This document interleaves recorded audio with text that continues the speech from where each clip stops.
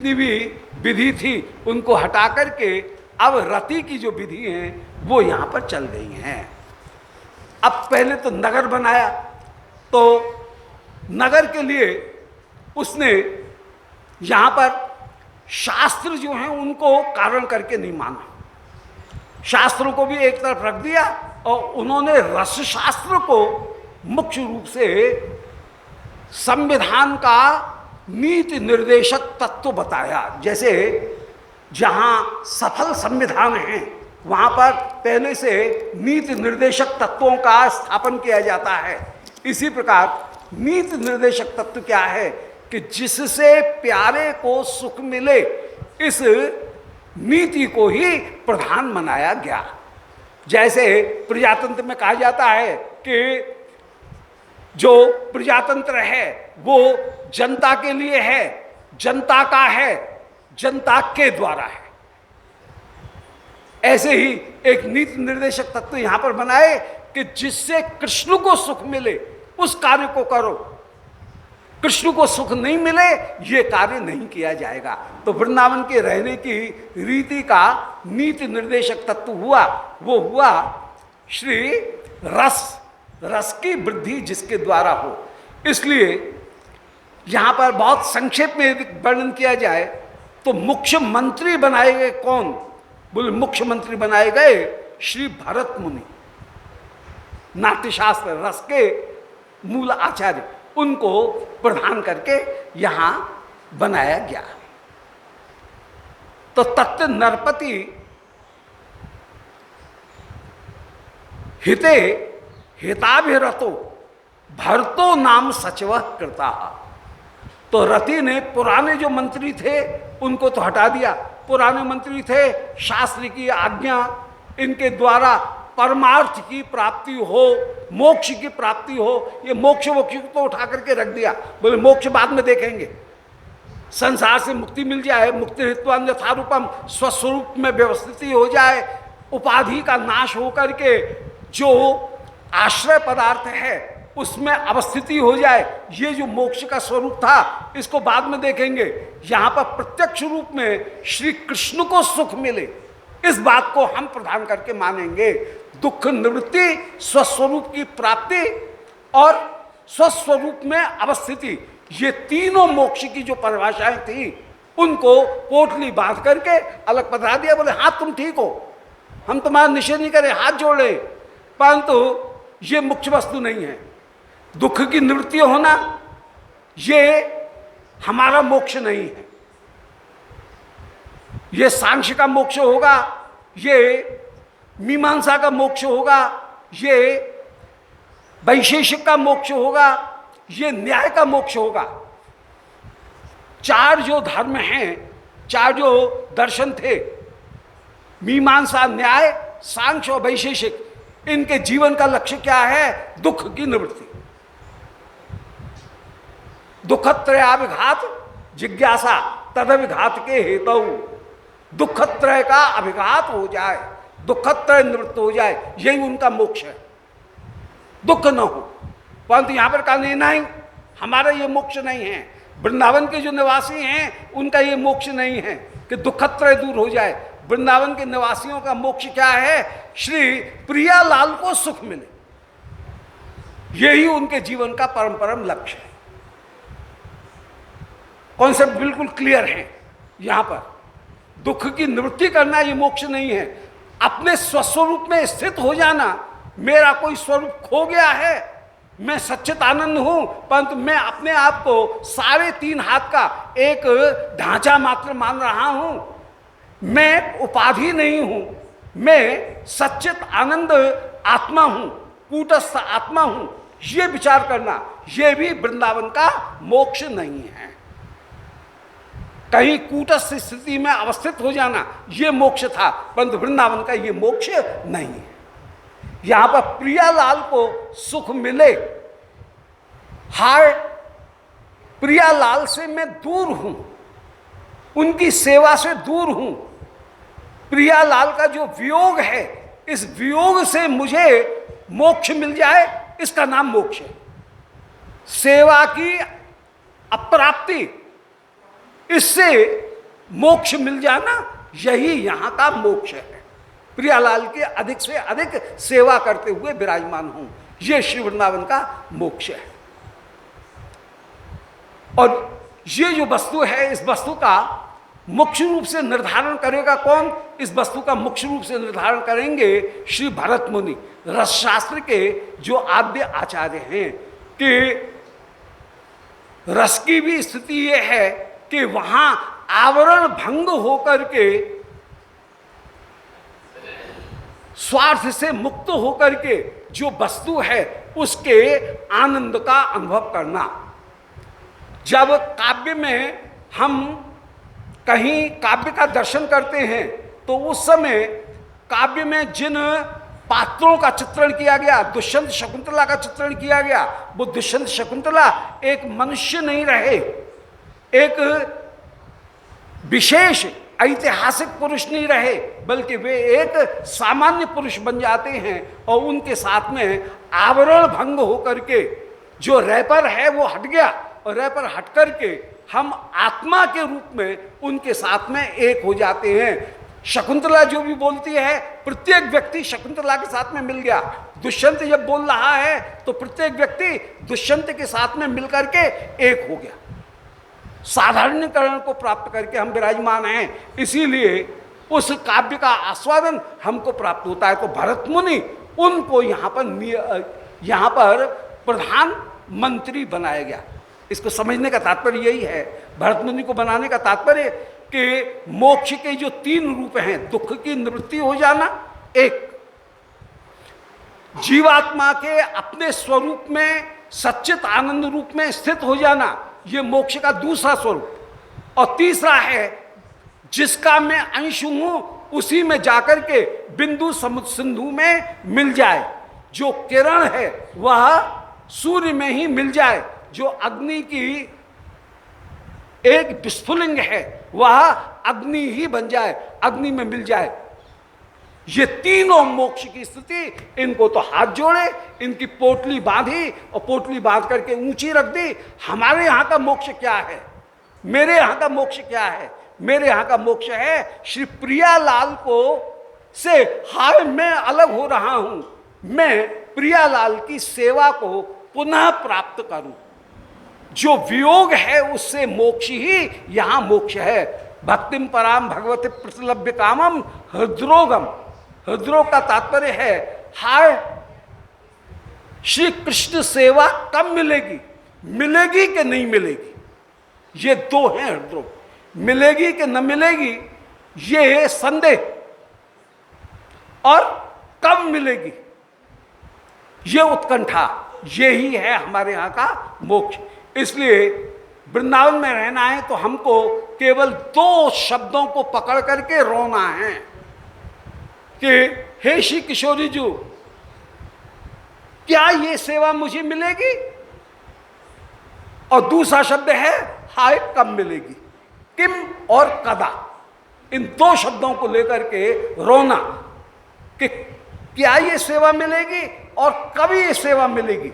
ये किम और कदा, इन 2 को लेकर के रोना, और जो सेवा चाह रहे हैं वो सेवा मिल जाए और जल्दी से जल्दी मिल जाए, स्थायी रूप से मिल जाए।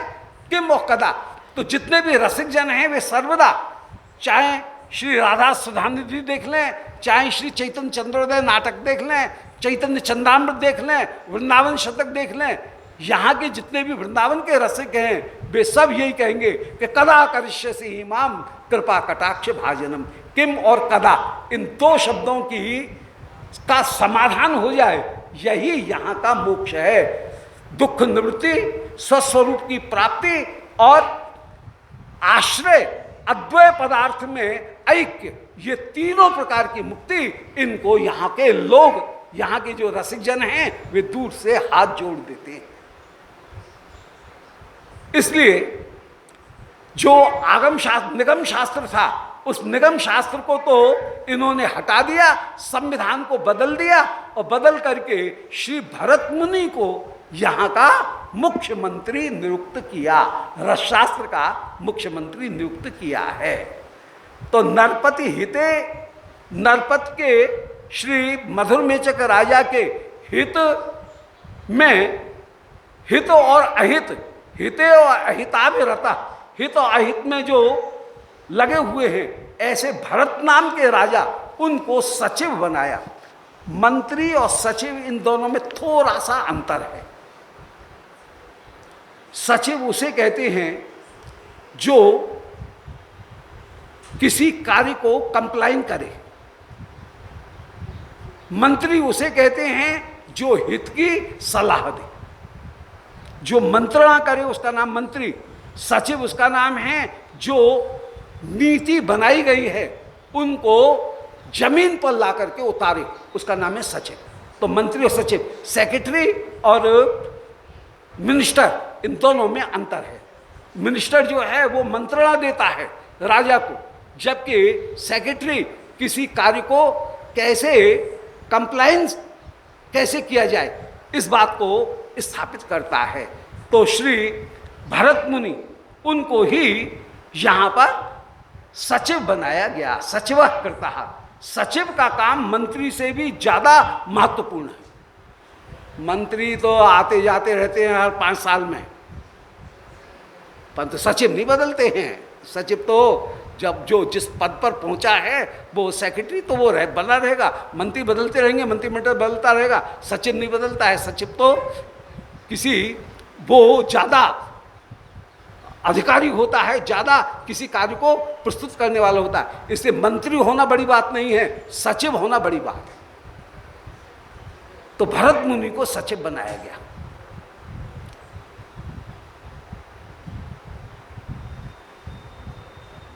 अर्थात श्री भरत ऋषि ही श्रृंगार रस इनके विशेष रूप से करने वाले हैं।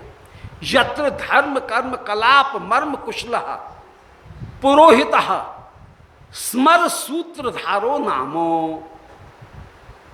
अब यहां पर स्मर सूत्र,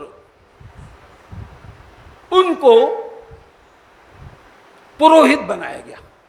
अब पुरोहित भी चाहिए, तो पुराने जो पुरोहित थे उनको तो हटा दिया गया, जो कि स्वर्ग ले जाने का कार्य करते थे। पुरोहित का तात्पर्य है किसी कार्य में जिनको पुरः माने आगे, हितः माने रखा जाए, उसका नाम है पुरोहित। कोई भी धार्मिक कार्य कर रहे हैं उनको आगे करके फिर धार्मिक कार्य किया जाएगा, उसका नाम है पुरोहित। परंतु यहां पर पुरोहित किसको बनाया गया? वो जो स्वर्ग पहुंचाने वाले जो पुरोहित थे, यज्ञ कराने वाले पुरोहित, उनको तो रति ने हटा दिया और उनके स्थान पर जय जय श्री वात्स्यायन मुनि को इन्होंने पुरोहित बनाया। क्योंकि रस का कार्य है, इसलिए वात्स्यायन ऋषि जो रस शास्त्र को जानने वाले हैं उनको ही पुरोहित बनाया गया। स्मर सूत्रकार माने काम सूत्रकार, स्मर सूत्र माने काम सूत्र, तो काम सूत्र की रचना करने वाले। क्योंकि जितना भी नायिका भेद है, जितना भी संप्रयोग के भेद हैं, वे सारे प्रयोग स्थापित किए गए हैं कामसूत्र में। और उन कामसूत्र में यदि वे कामसूत्र स्वार्थ के लिए हैं तो वे नरक में गिराने वाले हो जाएंगे। यदि वे ही कृष्ण को सुख देने के लिए उस नायिका भेद का वर्णन किया गया, उस मान को दूर करने के उपाय, पूर्व राग, संप्रयोग, मुक्ष संयोग, गौण संयोग, इनकी सारी जो व्याख्या है वो सब कामसूत्र के आधार पर है।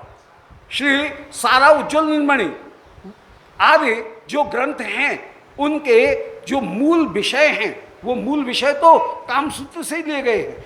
वे दिव्य हैं। कामसूत्र प्राकृत का भी वर्णन करता है, अप्राकृत का भी वर्णन करता है, परंतु कामसूत्र में जो अप्राकृत प्रेम का वर्णन है उसको तो स्वीकार किया गया, और प्राकृत काम जो के अंत में नरक में डालने वाला है, झोंकने वाला है, उस काम को स्वीकार नहीं किया गया। तो यहां पर श्री स्मर सूत्र वात्स्यायन उनको पुरोहित बनाया गया। अब यत्र राजनगर उपकरण प्रसाधन साधनम शिल्प प्रभरो अद्भुतो नाम राज्ञा सत्कृत्यो। अब नगर की रचना करनी है, तो कोई प्लानर चाहिए, प्लानर नहीं होगा तो नगर की रचना नहीं होगी। इसलिए प्लानिंग करने के लिए कहीं कोई अथॉरिटी बनानी पड़ेगी, बिना अथॉरिटी के तो नगर चलेगा नहीं। अथॉरिटी तो हर जगह ही होगी, एमबीडीए तो कहीं होगा ही होगा, मथुरा वृंदावन है तो एमबीडीए होगा कहीं ना कहीं। तो जो डेवलपमेंट अथॉरिटी है वो तो होना चाहिए, और उसमें कोई प्लानर भी होना चाहिए जो नगर को ढंग से प्लान करे। इसलिए श्री रति देवी ने उस समय नगर के नियोजक के रूप में अद्भुत नामक जो भाव है उसको नगर का नियोजक बनाया, और ये कहा भाई ऐसा नगर होना चाहिए जैसा नगर कहीं दूसरी जगह नहीं हो, कोई स्पेशलिटी हो, सब नगर जैसे एक नगर हो ऐसा नहीं, हमारा नगर कुछ अलग ढंग से होना चाहिए, जहाँ पर कहीं नालियाँ नहीं दिखें, कहीं सीवेज नहीं दिखे, सब जगह बढ़िया हरियाली हो, कहीं से जाए कोई घूमे नहीं, गलियां आड़ी टेढ़ी नहीं हो, सीधी हो, कहीं जाकर के चौराहे पर मिल जाएं, और सबके लिए हर एक स्थान पर जितनी भी सुविधाएं हैं जीवन रक्षा की वे सारी सुविधाएं सुलभ हों। तो ये नगर की प्लानिंग की बात है। तो नगर के प्लानर के रूप में उन्होंने अद्भुत उनको रखा। अद्भुत कहने का तात्पर्य है रससारः चमत्कारः, रस का सार है चमत्कार, और श्री प्रेम रूपी नगर इसका सार चमत्कार ही है। इस प्रेम नगर की एक विशेषता, श्री प्रियालाल के प्रेम की एक विशेषता कि यहाँ पर सर्वदा चमत्कार ही प्राप्त होता है, सर्वदा चमत्कार बना रहता है। प्रिया जी जब जब भी श्याम सुंदर को देखती हैं तब तक अनुराग में उनको नया कहती हैं, जब जब श्याम सुंदर श्री प्रिया जी को देखते हैं नया कहते हैं। सखियों की लीला नित्य नई होकर के ही प्रतीत होती है। तो रस का सार चमत्कार है। रस के विषय में विद्वानों में अनेक मतभेद रहे। किसी ने कहा कि श्रृंगार रस रसराज है, किसी ने कहा नहीं श्रृंगार रस रसराज नहीं है। कुछ कहते हैं कि रस का राजा अद्भुत है, अद्भुत है तो वस्तु में आनंद आएगा, अद्भुत नहीं है तो आनंद नहीं आएगा। सारी चीजों में मुख्य वस्तु जो है वह अमेजिंगनेस है, चमत्कार है। उपमा अलंकार कब होगा? जब चमत्कार है। यदि मैं ये कहूं कि मेरी एक उंगली दूसरी उंगली जैसी है, अब ये कोई उपमा थोड़ी हुई। उंगली एवं अंगुली एवं अंगुली, ये उपमा नहीं है, क्योंकि इसमें चमत्कार नहीं है। नायिका की एक आंख दूसरी आंख जैसी है, कोई चमत्कार की बात हुई क्या?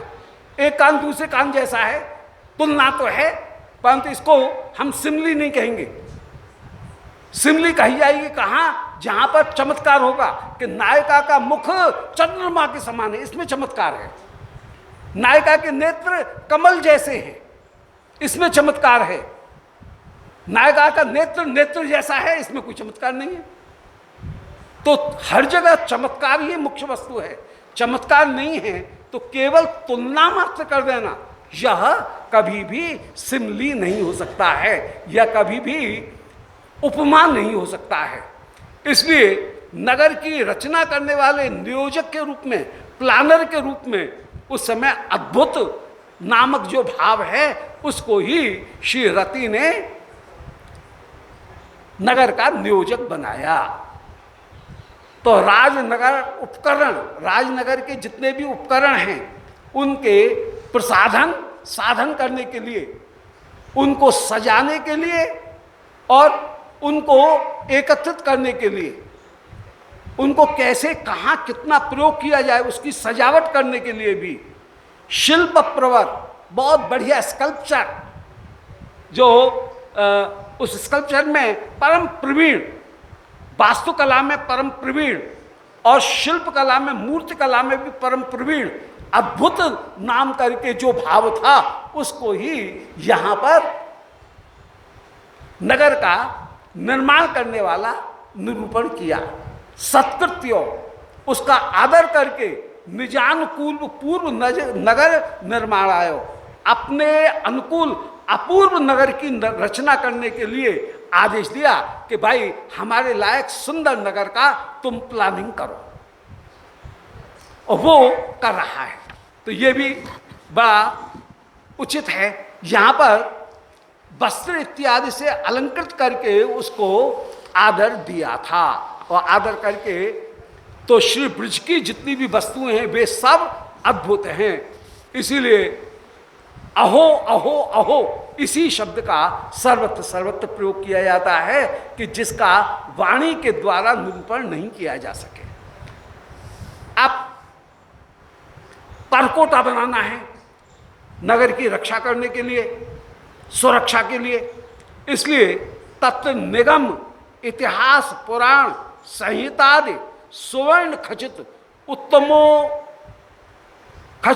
उत्तम आगम बहुवर्ण कर्कश शत तर्क रत्न सकल संदोह यत्न रचितो ललतो नतो विविध तत्सिद्धांतानल यंत्रावली वलितो दुर्जनाजितो विद्वज्जन सभाजितो विराजितो नगरम सुपर्व पर्वतोपामाकार प्राकार। अब उस नगर का जो प्राकार मन परकोटा है, चार दीवारी उसकी चारों ओर का, वो परकोटा भी काय का बनाया गया? बोले परकोटा बनाने के लिए 17 जो वस्तुएं हैं, अनेक वस्तुएं उनको लिया गया। सबसे पहले निगम, निगम उसे कहते हैं जहां उपास्य तत्व का सीधा सीधा वर्णन हो, उसका नाम है निगम। आगम उसे कहते हैं जहां वक्ता की इच्छा के अनुसार वर्णन किया जाए, उसका नाम है आगम।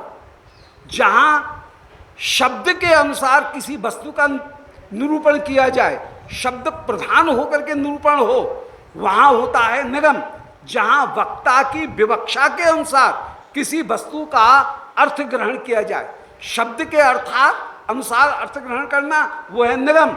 वक्ता की विवक्षा के अनुसार अर्थ ग्रहण करना, उसका नाम है आगम। निगम और आगम में ये अंतर है। निगम ने जो कहा वहां पर शब्द प्रधान है, परंतु आगम में हम क्या कहना चाहते हैं, वक्ता क्या कहना चाहता है, वक्ता की इच्छा प्रधान है। तो निगम आगम में ये अंतर है। तो इसको एक तरीका निगम आगम का। निगम आगम का दूसरा जो भेद है, वो दूसरा भेद ये है कि जहां उपास्य तत्व का निरूपण हो, उसका नाम है निगम। उपास्य तत्व को प्राप्त करने के साधन का जिसमें प्रमुख रूप से निरूपण हो, उसका नाम है आगम। ये वस्तु ऐसी है, ये हो गया निगम। H2O मानो ये निगम हो गया कि 2 भाग हाइड्रोजन 1 भाग ऑक्सीजन, इनको मिलाएंगे तो फिर पानी बन जाएगा। ये हो गया निगम। अब कैसे बनाएंगे, वो उसकी पद्धति जो बताता है, इसको मिलाया कैसे जाएगा, ये पद्धति जिसमें बताई जाए, उसका नाम है आगम। तो निगम और आगम की 2 तरह से वर्णन किया गया। जहां वक्ता की विवक्षा प्रधान है, उसका नाम है आगम।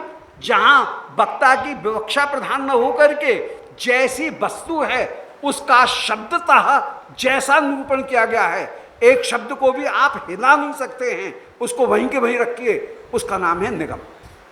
इसलिए शास्त्र को हम हिला नहीं सकते हैं। आगम जो है उसकी अनेक प्रकार से व्याख्या की जा सकती है। अंत में जाकर के निष्कर्ष वही होना चाहिए जो वेद में कहा गया, निगम में कहा गया। तो निगम आगम। फिर तीसरी वस्तु ली परकोटा। परकोटा बनाने के लिए तीसरी वस्तु ली गई इतिहास। इति माने भूतकाल में, ह माने निश्चित रूप से, आस माने जो श्वास लेता था, उसका नाम हुआ इतिहास। जो निश्चित रूप से भूतकाल में श्वास लेता था, उसका नाम हुआ इतिहास। पुराण किसको कहेंगे? पुराण माने पहले, अणति माने जो पुराणवान था, उसका नाम है पुराण। तो निगम, आगम, इतिहास और पुराण, भारतीय साहित्य में रामायण और महाभारत इनको कहा गया इतिहास। पुराण किसको कहा गया? बोले पुराण कहा जाता है जिनमें 10 लक्षण हो और अंत में आश्रय पदार्थ का स्थापन हो। 9 लक्षणों के द्वारा आश्रय पदार्थ का जहां स्थापन हो उसको हम पुराण कहते हैं। सर्ग, विसर्ग, स्थान, पोषण, ऊती, मनमंत्र, ईशान कथा, निरोध, मुक्ति और अंत में आश्रय। 9 लक्षणों के द्वारा जहां आश्रय पदार्थ लक्षित हो उसका नाम है आश्रय पदार्थ पुराण। तो निगम, इतिहास, पुराण, इनकी संहिता, इनको ही संहिताओं के द्वारा उस प्रेम नगर का परकोटा तैयार किया गया और उसमें स्वर्ण खचित उत्तम बहुवर्ण स्वर्ण से, जैसे परकोटा में सुंदर सुंदर अनेक रंग के सुंदर रत्नों को जड़ा जाता है, इसी प्रकार यहां पर भी इस इतिहास, पुराण, निगम और आगम, इनके चारों परकोटाओं में, चारों दीवालों में बहुत सारे अनेक रंग के कर्कश तर्क रूपी रत्न भी लगाए गए। कर्कश रत्न भी तो परकोटा में जैसे रत्न लगाए जाते हैं, ऐसे यहां पर तर्क रूपी रत्न भी लगाए गए, क्योंकि तर्क के द्वारा कहीं बुद्धि को संतोष दिया जाता है। तर्क्यन्ते प्रतिपाद्यन्ते, जहां पर प्रतिपादन किया जाए, किसी के मन में कोई बात बैठाई जाए, उसको कहते हैं तर्क, आर्गुमेंट। तो यहां तर्क जो है वो लॉजिक, उसको भी, वो तर्क का भी थोड़ा प्रयोग, ज्यादा प्रयोग नहीं। ज्यादा प्रयोग होने से तो फिर रस समाप्त हो जाता है, परंतु थोड़ा थोड़ा तार्किक होता है।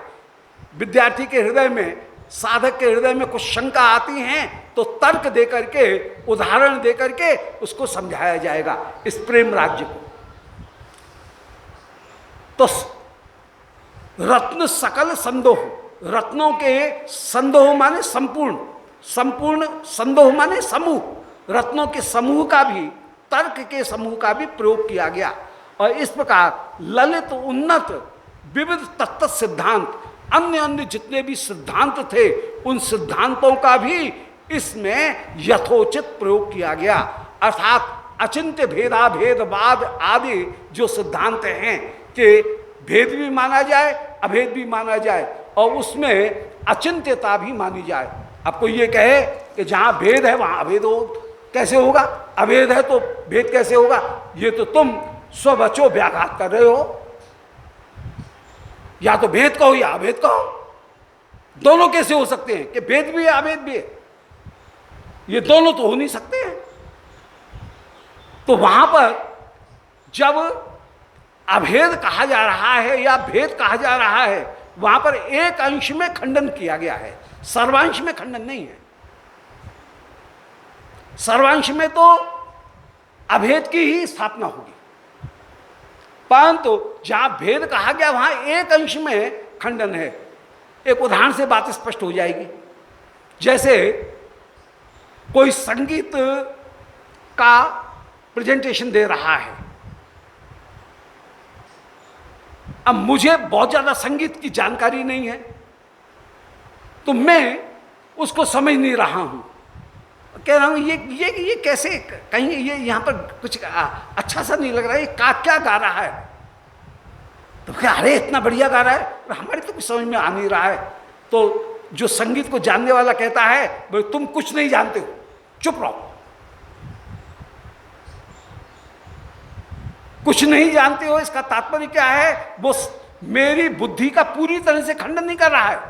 संगीत के विषय में मेरी जितनी जानकारी है केवल उतने मात्र का खंडन कर रहा है। वो ये नहीं कह रहा है कि तुम में बुद्धि नहीं है, तुम कुछ नहीं जानते हो। इसका मतलब ये नहीं है कि ज्ञान का अभाव है, ये कहना उसका तात्पर्य नहीं है। उसके कहने का तात्पर्य केवल इतना मात्र है कि तुम में संगीत के इस अंश के ज्ञान का अभाव है कि धमार राग की क्या विशेषता है, या सारंग राग की क्या विशेषता है, या बिलावल राग की क्या विशेषता है। इस राग के विषय में तुम कुछ नहीं जानते हो। वो मेरी बुद्धि का खंडन नहीं कर रहा है, वो खंडन कर रहा है मेरी बुद्धि के उतने से ज्ञान के अभाव का, वो निषेध कर रहा है, उसका संकेत कर रहा है। इसलिए इसी तरह से जहां भेदाभेद कहा जा रहा है वहां अभेद का खंडन नहीं है, भेद के द्वारा अभेद का खंडन नहीं है, परंतु भेद की ही वृत्तियों में एक और दूसरी वृत्ति में जो अंतर है, शक्तियों में जो अंतर है, उस शक्ति को तुम नहीं जानते हो। इस बात का कहीं खंडन अभेद के द्वारा किया गया, भेद का खंडन नहीं है, अभेद की स्थापना है, परंतु जो अभेद है उतने मात्र का, अभेद के द्वारा भेद के उतने से अंश का खंडन है कि शक्ति शक्तिमान रूप में तुम उनके एकता को स्थापित नहीं कर पा रहे हो, इसलिए विरोध लगता है। इसलिए भेदाभेद में आपस में अपने आप में स्ववचन में ही व्याघात नहीं है, अपने वचन को काटा नहीं गया है। वहां पर अभेद का पूर्ण अर्थ तुम नहीं जानते हो, या भेद का तुम पूर्ण अर्थ नहीं जानते हो। न तो तुमको भेद की पूरी जानकारी है और न तुमको अभेद की जानकारी है। भेद में भी एक अंश ऐसा है, कुछ पोर्शन ऐसा है जो कॉमन हो सकता है दूसरी वस्तु में भी, और अभेद में भी ऐसे कई कलर्स हो सकते हैं कि उसमें इस वस्तु को भी पहचान सकते हो, उस वस्तु को भी पहचान सकते हो। तुम जीव तत्व भी, अभेद के भीतर जीव तत्व भी है, अभेद के भीतर जड़ तत्व भी है, और अभेद के भीतर ईश्वर तत्व वो भी विराजमान है। तीनों वस्तुएं अभेद के भीतर रह सकती हैं। इस प्रकार भेदाभेद कहने पर यहां पर विरोध नहीं है। यहां पर भी वही वर्णन कर रहे हैं कि सुंदर एक परकोटा है जिसमें निगम भी है, जिसमें आगम भी है, जिसमें इतिहास भी हैं, जिनमें पुराण भी हैं, परंतु इन सब का प्रतिपाद्य विषय कौन है? प्रतिपाद्य विषय हैं श्री ब्रजेंद्र नंदन, श्री निकुंजेश्वर, श्री श्याम सुंदर, श्री मधुर मेचक, वे ही इसके प्रतिपाद्य विषय हैं। श्री कृष्ण ही परतत्व होकर के विराजमान हैं। शास्त्र वेद का भी यही तात्पर्य है, आगम का भी यही तात्पर्य है, इतिहास का भी यही तात्पर्य है, और पुराण का भी अंत में यही तात्पर्य है। तो भेद होते हुए भी अभेद की कहीं स्थापना की जा सकती है, ये निरूपण किया गया। ये दुर्जन जन जो हैं वो इसको नहीं जान सकते हैं, इसीलिए ये कहा गया कि श्री हरिनाम उनकी स्थिति ये है कि सांकेत्यम पारिहास्यम व स्तोभम हेलन मेवा वैकुंठ नामक ग्रहणम अशेषाग हरम विदुहु। संकेत में, परिहास में किसी भी प्रकार लिया जाए, यदि लक्ष्य एक है तो फल प्राप्त हो जाएगा।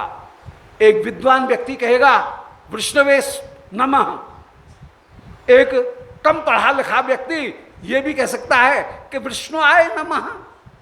अब कह रहा है तो वो गलत है व्याकरण की दृष्टि से, तो विष्णुआय नहीं कहा जाएगा, विष्णुवे ही कहा जाएगा, परंतु कह रहा है, परंतु अर्थ उसका भाव वही है जो कि विष्णुवे नमः कहने वाले का भाव है, वही विष्णुआय कहने वाले का भी वही भाव है। इसलिए तात्पर्य वो ही मुख्य होकर के विराजमान। भगवान नाम की भी ये विशेषता है कि सांकेत पारिहास किसी तरह से भगवान नाम लिया जाए तो इन सारे इतिहास, पुराण, निगम और आगम, इन सब का मुख्य जो तात्पर्य है वो कृष्ण का स्थापन करना, कृष्ण में प्रीति करना। इसीलिए इस नगर का शास्त्र के द्वारा यह परकोटा बनाया गया। जैसे परकोटे की सभी दीवालों का लक्ष्य जो भीतर धन रखा है उसकी सुरक्षा करना है, इसी प्रकार इतिहास, पुराण और निगम और आगम, इन चारों दीवालों का मुख्य लक्ष्य तत्वतः कृष्ण प्रेम सेवा, एक शब्द का प्रयोग कर रहे हैं, प्रेम सेवा। यही है रागानुगा भक्ति का सार। कोई पूछे रागानुगा भक्ति किसका नाम, तो आराम से कहा जा सकता है प्रेम सेवा। एक शब्द वैष्णव आचार्यों ने दिया। प्रेम का तात्पर्य है ठाकुर के साथ में कहीं हमारा व्यक्तिगत लौकिक बंधु भाव, लोक में जैसे नौकर का मालिक के साथ में, मित्र का मित्र के साथ में, मां का पुत्र के साथ में, पुत्र का मां के साथ में, प्रिया का पति के साथ में, पति का प्रिया के साथ में जैसे लौकिक सद्बंध भाव है, ऐसे श्री गिरधारी के साथ में हमारा लौकिक सद्बंध भाव हो। वृंदावन की रहनी यही है कि हम वृंदावन में रहें, परंतु ये विचार करते हुए कि ये वृंदावन की सारी संपत्ति श्री वृंदावनेश्वरी की है, श्री राधा रानी की है, और मैं उसका ट्रस्टी हूं। मैं तो ट्रस्टी हूं, मेरे पास में क्या है, मैं तो ट्रस्टी मात्र हूं, केवल इसकी रक्षा करना है, ठाकुर की वस्तु को ठीक समय ठाकुर के लिए समर्पित कर देना, ये मेरे जीवन का लक्ष्य है। जैसे सेठ जी के भंडार में सब चीज रखी हुई है, रसोई में सारी चीज रखी है, परंतु नौकर सेठ जी की इच्छा के अनुसार ठीक समय पर नाश्ते की टेबल के ऊपर दूध, बादाम, कुछ फल, कुछ हलवा इनको बना करके प्रस्तुत कर देता है। न वो दूध अपने घर से ला रहा है, न बादाम अपने घर से ला रहा है, न चांदी का गिलास, न क्रॉकरी अपने घर से ला रहा है, न टेबल उसकी है, परंतु ठीक समय पर नौकर जैसे ठाकुर की सेठ जी की वस्तु को सेठ जी के सामने रख देता है, ऐसे ये घर ठाकुर का है और मेरा काम, मैं इसका ट्रस्टी हूं, मैं इसका सेवक हूं, मेरा काम यह है कि इस वस्तु को ठीक समय पर ठाकुर के सामने उपस्थित कर दूं। यदि नौकर यह विचार करने लगे कि मैं इस घर का मालिक हूं, तो पिटेगा, एक मिनट उसको रहने नहीं दिया जाएगा, तुरंत कान पकड़ करके घर के बाहर निकाल दिया जाएगा। ऐसे ही श्री वृंदावन में रहे तो ये विचार करे कि ये सारी वस्तुएं जो कुछ भी हैं, इनमें द्रव्याद्वैत है, भावाद्वैत है और क्रियाद्वैत है। सारी वस्तुएं ठाकुर की हैं, ठाकुर की संपत्ति हैं, उनके वैभव के लिए हैं। दूसरी बात, मेरी सारी क्रियाएं ठाकुर के लिए हैं और ये सारी वस्तुएं मैं ठाकुर के लिए ही प्रयोग करूंगा। ये ठाकुर के प्रयोग के लिए संभाल करके मुझे रखनी है। ये ठाकुर की हैं, ठाकुर के प्रयोग के लिए संभालनी है, ठाकुर के प्रयोग के लिए इनका प्रयोग मैं उपस्थित कर रहा हूं। द्रव्याद्वैत, भावाद्वैत और क्रियाद्वैत, इन तीनों को अपनाते हुए साधक को रहना पड़ेगा।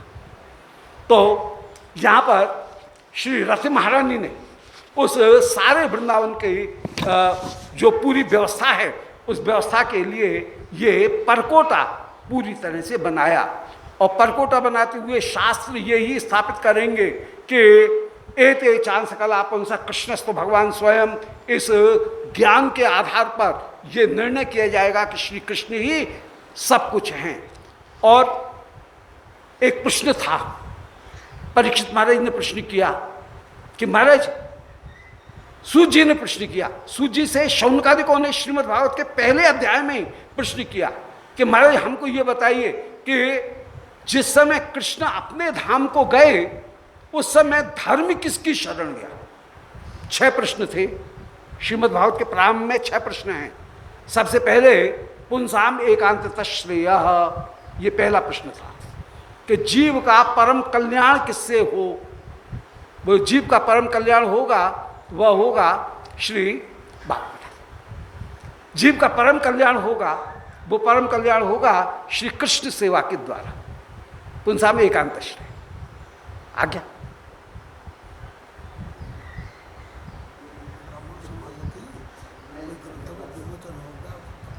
अच्छा अच्छा अच्छा अच्छा अच्छा, ठीक ठीक ठीक ठीक ठीक ठीक ठीक, अच्छा ठीक ठीक ठीक, राष्ट्रीय ब्राह्मण सभा समुदाय। हो बड़ी सुंदर बात, बड़ी सुंदर बात। हाँ ठीक है, हाँ हाँ हाँ हाँ, सब लोग पधारे।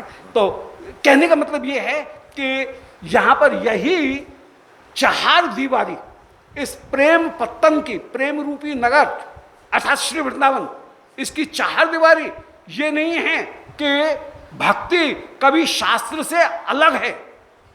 हाँ, ये कहीं गलत भावना है, बहुत मिसअंडरस्टैंडिंग है कि भक्ति में शास्त्र नहीं है। गलत।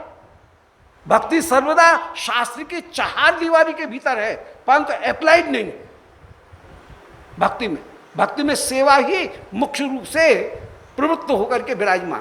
तो ये चार दीवारी श्री रति महारानी ने अर्थात श्री राधा रानी ने चार दीवारी के रूप में तो शास्त्र को स्वीकार किया, परंतु उन्होंने यहाँ के मंत्री के रूप में, श्री सचिव के रूप में, उन्होंने श्री मंत्री के रूप में, श्री सचिव के रूप में भरत मुनि, पुरोहित के रूप में श्री वात्स्यायन ऋषि, और नगर नियोजक के रूप में अद्भुत, और नगर के परकोटा के रूप में आगम, तर्क, निगम, इतिहास और पुराण, इन सबको स्थापित किया।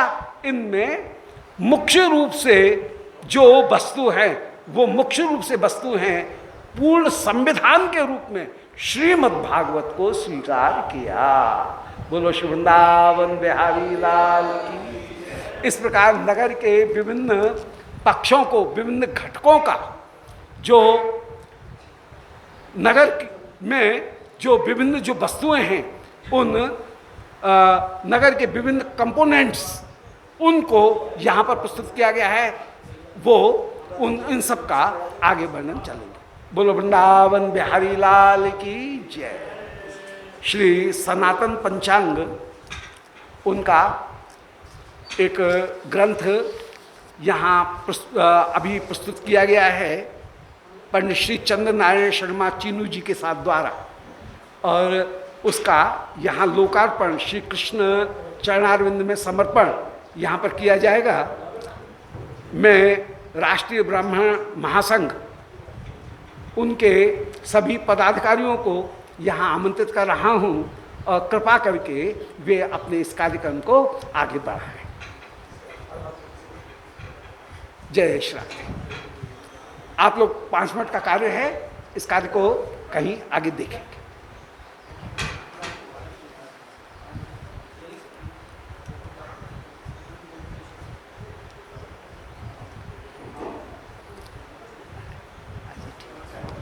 ठीक है।